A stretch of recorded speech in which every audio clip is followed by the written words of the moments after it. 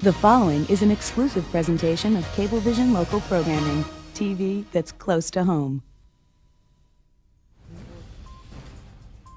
She's been a leader on sustainable development and new laws promoting energy efficiency. We'll be talking to Brookhaven Councilwoman Connie Kepert next on Cablevision's Meet the Leaders.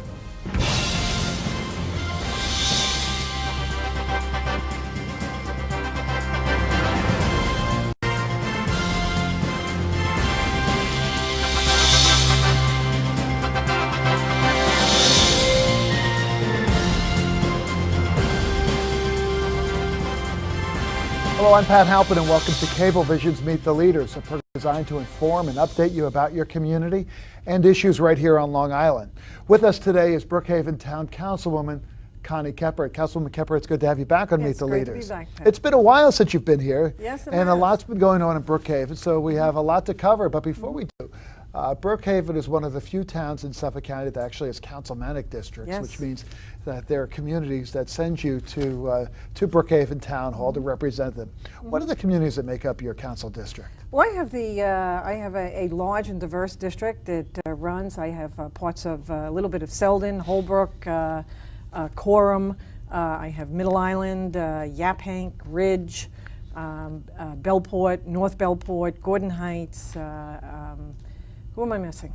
Brookhaven.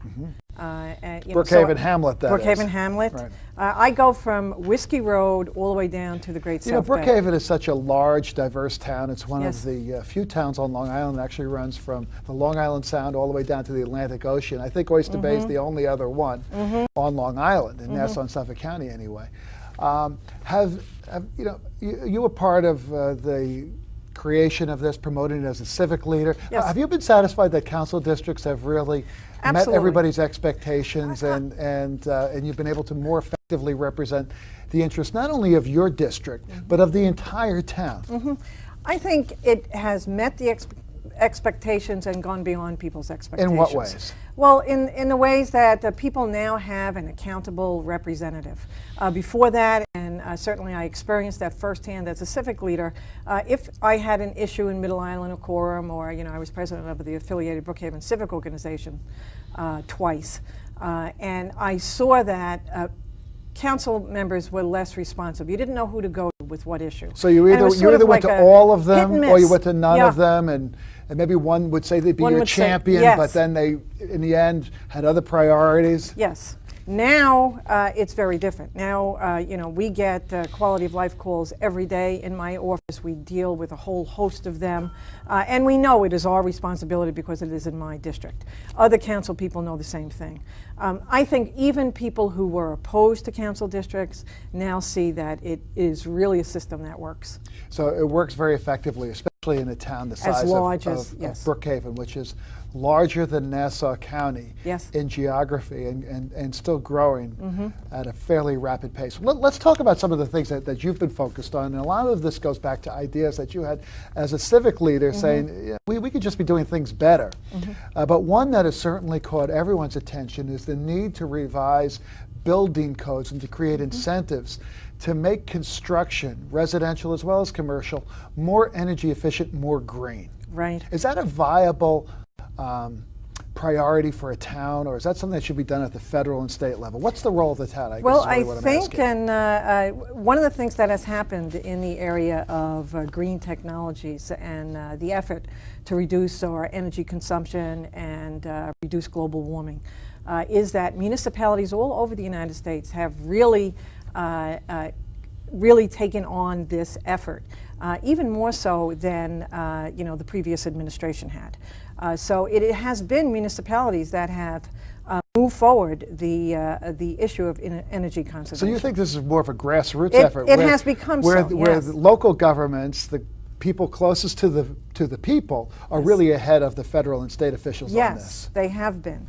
And one of the things I did in my first term in office was to move forward the Energy Star resolution, and that was making it mandatory to build new homes in the town of Brookhaven to Energy Star requirements. And what are those standards, and how do they, for example, compare to what the prior requirements The were? standards are very simply they make new homes 30% more energy efficient than New York State code requirements would. That's significant. It is extremely significant. And if you think about a typical home, and again, I'm just using rough numbers. Let's say they're heated by oil.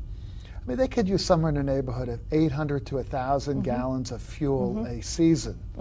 That a 30% reduction is significant. Very. We were working with the neighborhood network at this time, and calculated that per year there would be about 8,000 homes built in the town of Brookhaven, and that this would be like reducing the carbon content by 2.2 tons per year. That's significant. So it's an enormous number. And then we're trying to move that forward with the green homes. Now we have a brochure Yes. that you're circulating, actually a flyer, and we're going to put it up on the screen, which says "Green Homes Go Solar." Tell us about this. But I see one of the homes. This home here, I feel like I'm in Ireland. It's covered with grass. That's the thatch. That's the thatch. It's actually very cute. But you're not Yes. talking about putting grass No, on people's no, homes. no. That's just our Although a little number of fuzzy new green buildings home. are putting Yes, grass and you're trees right. on commercial Yes, buildings yes, as the a green way of roofs. the green roofs. Yes, but yes. we're not talking no, about but that that's homes. not that. No, this is moving the energy efficiency effort, from the new homes now to the older homes, which really need the conservation measures even more so than new homes. So the Green Homes Initiative is using stimulus funds, by the way. The town of Brookhaven is getting $4.1 million in stimulus That's a funds. significant amount of It money. is, So it how is. will that money be invested? It's going to be invested. It's going to be $1.6 million for the Green Homes Initiative and $1.6 million for the solar initiative. And what we're doing on Green Homes is we will be sending in an auditor into, say you would like to take advantage of this, you would contact the town of Brookhaven. The town of Brookhaven will send an energy auditor to your house, and they will. And these are contractors that you pre-certify and to yes, make sure these these are will be legit, yes, licensed absolutely. experts. Absolutely. So they'll be certified by the town of Brookhaven.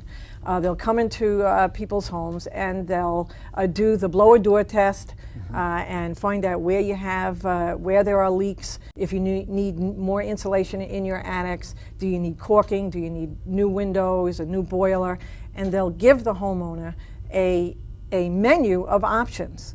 And then it will be the homeowner's choice to select from that menu of options.